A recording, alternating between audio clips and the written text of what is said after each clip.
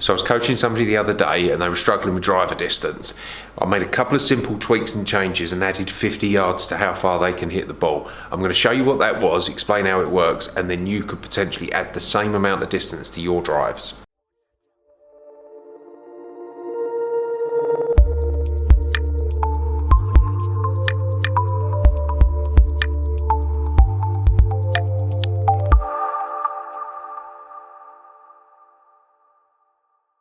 Right, so we all want to hit it further, it's a fact. And I was teaching somebody the other day and they were struggling with distance relative to the speed that they hit the ball.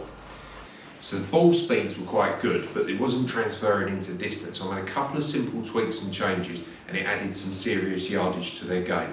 And it's this, so the swing very much looked like this. This was kind of what they were doing.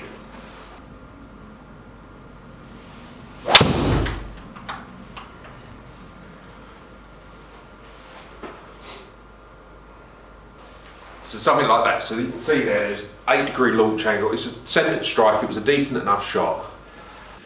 But an 8-degree launch angle on the drive. It's out the middle, the spin rate's under control, but it's just not flighting and then it's not going as far as it should. It's also an over the top move, so that's going to make it slow up.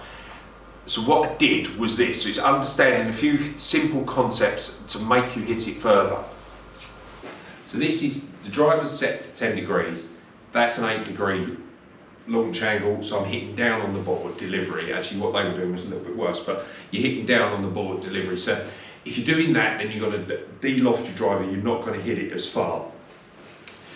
So I changed a couple of things, and the first one was an obvious one, so ball position.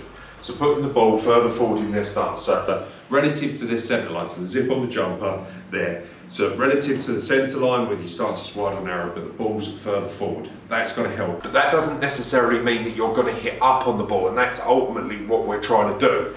Because you can still have ball further forward, and if an individual stands there and swings, delivers over the top, that's going to give you an outswing swing path, a steep angle attack, and then you're going to hit down on it. So the drill is this. So head cover slightly to the slightly on the outside of the golf ball.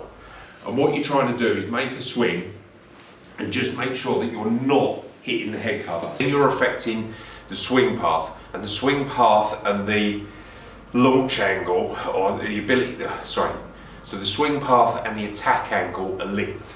An out to in swing path is going to result in a steep angle attack, and you're going to hit down on it. If you get it more from the inside, you're going to hit up on the ball. So what you need to do is put an object in the way to encourage you to start getting it from the inside. That's going to get you to a point where you start hitting up on the ball, improving angle of attack, improving launch direction, and then that's going to add distance. So a simple change. So it's not just about changing ball position. It's not just about trying to feel that you're hitting up on it, but what we're trying to really affect here is swing path as well. So understanding that swing path and angle of attack are linked. So the swing should look something like this.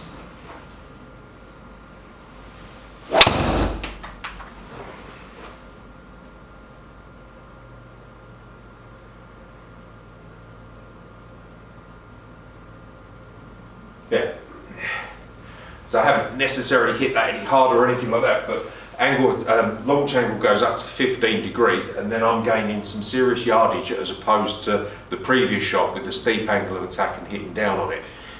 Try that next time you're at the driving range or playing. Put an object down there on the outside of the ball, try to affect your swing path, try to improve your angle of attack, and then your launch angle. You will start hitting it further if you're doing this wrong.